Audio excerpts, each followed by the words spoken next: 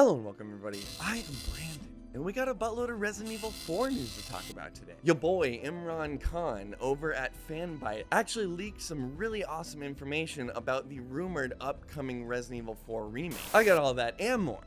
Another episode of Game Corner.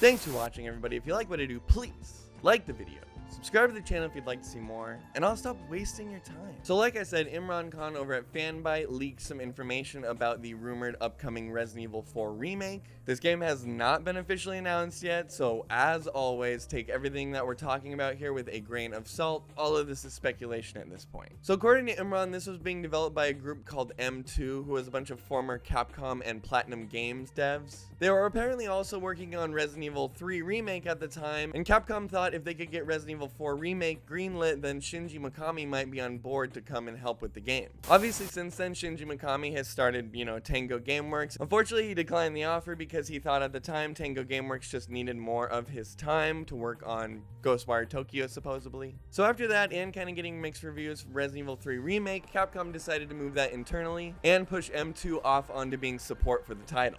So it sounds like Capcom isn't looking for like a scene-by-scene remake. They kind of want to make it more of like a darker tone, kind of matching Resident Evil 7 and 8, which are obviously a lot more like horror focused than previous games. Especially stuff like Resident Evil 5 and 6, which went really heavy into the action and even went full-blown anime with it.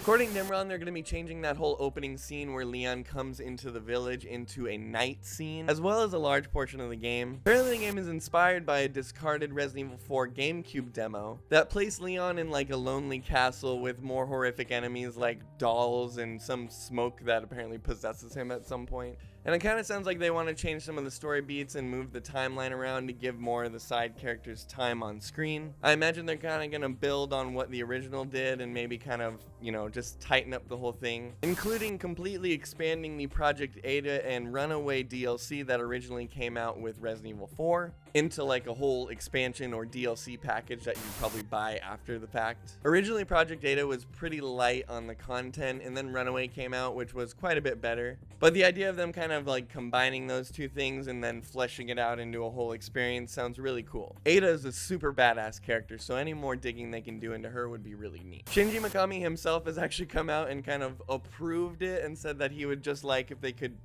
make his story better, which is pretty cool of him to do actually. Anyway, according to Imran, Capcom wants to actually announce this game by early 2022, so if everything, is going according to plan and they haven't been put off by COVID at all, we'd probably be hearing about this really soon now. If they've been working on it since Resident Evil 2 Remake, they probably are pretty far along in this project, I would imagine, and we can't be far off from it at this point. I personally absolutely adore Resident Evil 4. That is one of my favorite games of all time, if not one of the best games ever made. And if you haven't played it before, I definitely still recommend going back and playing the original. It is an absolute must play.